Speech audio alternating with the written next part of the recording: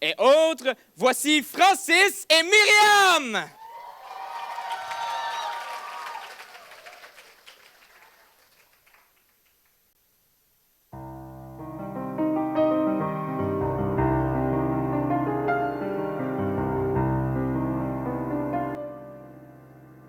Je suis le spécimen fou d'une espèce insensée. Je suis le spécimen fou d'une espèce insensée.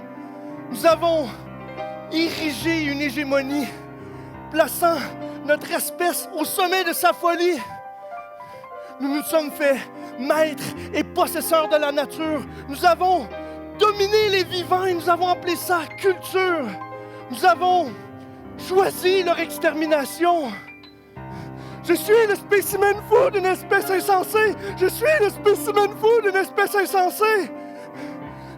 Nous avons ravagé tout ce qui fait sens dans ce monde. Tout ça pour optimiser notre confort déjà tellement obscène.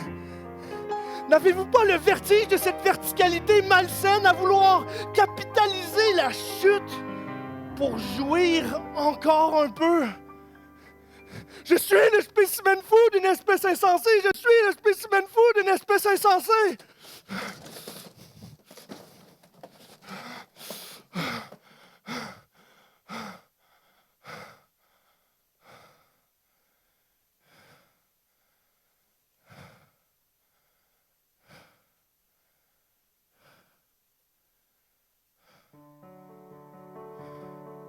La nuit dernière, je me suis éveillé dans un rêve, tel un naufragé du monde. Je m'y suis ancré puisque j'avais tellement peur de ne pas m'y perdre. Et comme dans toute errance, c'est dans l'errance de ce rêve que j'ai trouvé une vérité bien trop fondamentale pour éclore dans le rêvé. Cette vérité ne pouvait être qu'un souvenir fané, la réminiscence d'un ailleurs oublié dans la surcroissance. Dans ce rêve, je n'étais pas seul. En fait, j'ai compris que ce rêve est un rêve collectif, rêvé par tous les vivants, telle la promesse de l'aurore portée par le vent. Souvenez-vous, vous aussi, de ce rêve que vous avez rêvé lorsque vous êtes questionné sur ce qui fait réellement de sens dans ce monde. Imaginez un peu la contingence. Venez avec moi, faisons naufrage sur cette plage d'errance, puisqu'il faut d'abord rêver l'ailleurs pour s'émanciper de l'ici.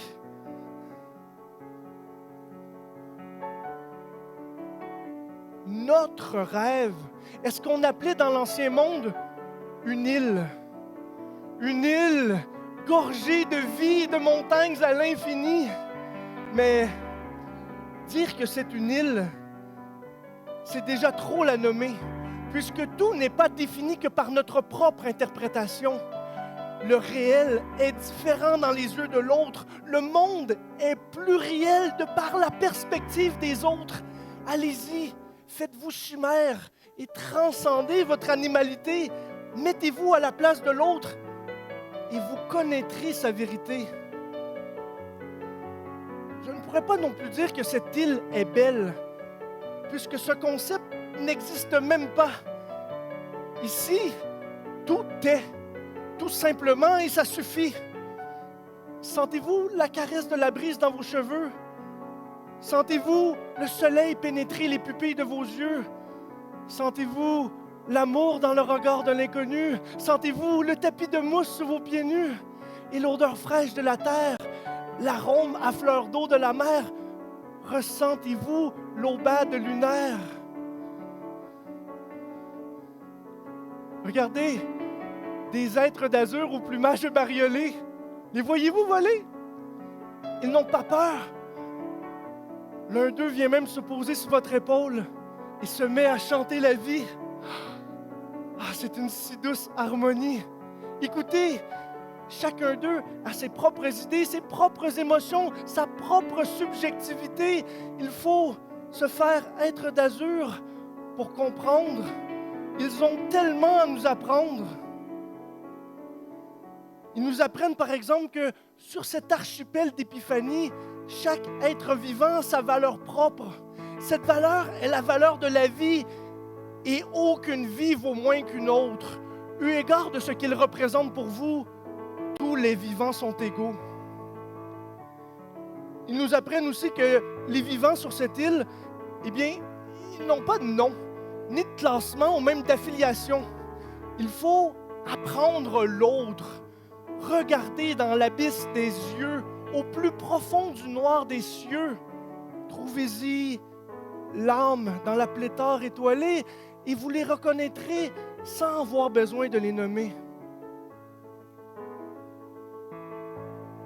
Voyez-vous cette habitation à peine discernable dans les broussailles et le bol de fruits truculents déposé devant son portail? C'est là que réside le chaman des lieux. C'est lui qui fait le pont entre les esprits de la forêt et les âmes des vivants sous les cieux. Cet abri, eh bien, elle ne lui appartient pas plus que les fruits récoltés pour son repas.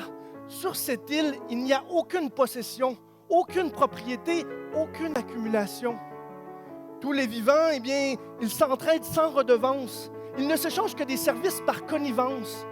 Prenez par exemple cette famille de mangeurs de miel aux grandes griffes.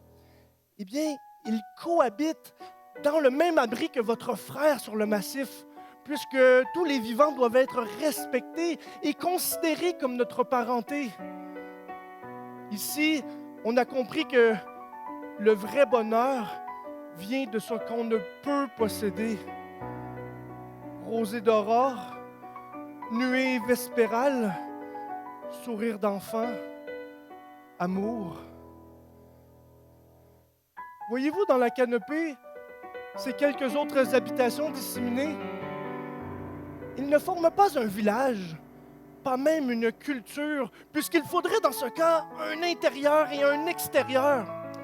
Or, il n'y a aucune extériorité à la nature. On ne peut y entrer ou en sortir. La nature est l'entièreté du réel qu'on ne peut réduire. Vous savez, sur cette île, il n'y a aucune domination de l'autre. Qu'ils aient des plumes, des griffes, des nageoires ou des mamelles comme les nôtres. Tous les vivants sont considérés comme des fins en soi et jamais comme des moyens. La stricte nécessité pour la survie est la seule chose qui permet de mettre fin à une vie.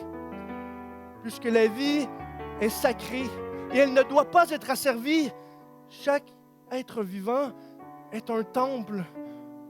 Prenez cet être de bois par exemple. Il est la personne la plus âgée sous le ciel étoilé. Son nom serait impossible à prononcer puisqu'il prendrait des saisons à réciter dans un langage de feuilles au vent et de craquements que seuls les autres êtres de bois peuvent comprendre. Cet être de lumière est un être à part entière. Son houppier est un nichoir pour certains, une maison pour d'autres. Il est, en fructifiant, une oasis pour les personnes zélées qui mangent ses fruits et en mourant, un Éden pour les personnes à carapace qui décomposent l'organique masse. L'être de bois se définit donc par ses relations. Il est cette symbiose. Autant qu'il a besoin des autres, autant que les autres ont besoin de lui. Il ne pourrait être autrement. Il est interconnecté à tous les autres vivants. En fait, tous les êtres vivants de ce monde sont intrinsèquement reliés les uns aux autres, comme des organes d'un gigantesque organisme. Chaque espèce, animale ou végétale, performe la fonction de son espèce comme un organe. Ensemble, ils ne font un grand organisme où chaque espèce permet la survie des autres espèces, des autres organes. Et a fortiori du grand organisme des vivants. Tous les êtres vivants ensemble, nous formons un grand individu. L'autre n'est plus l'autre. L'autre est une part de soi. Je suis l'être de bois, je suis l'être d'azur, je suis ma grand-mère, je suis tous les êtres en nageoire de la mer. Être au monde, c'est donc bien plus que être au vivant. Être au monde, c'est être un. Être au monde, c'est être un. Voilà la vérité de ce grand rêve rêvé par tous et chacun. Une vérité qu'on a oubliée. Un souvenir alétique oublié dans l'étiolé du sens. Ensemble, ici ce soir, nous nous sommes souvenus de ce grand rêve à recréer, où le thérianthrope s'entaise dans l'onirique, jalonnant une révolution axiologique. Je vous en supplie! Ensemble, nous avons l'opportunité de recréer ce nouveau monde, de co-construire ce nouveau monde. Il suffit seulement de le rêver.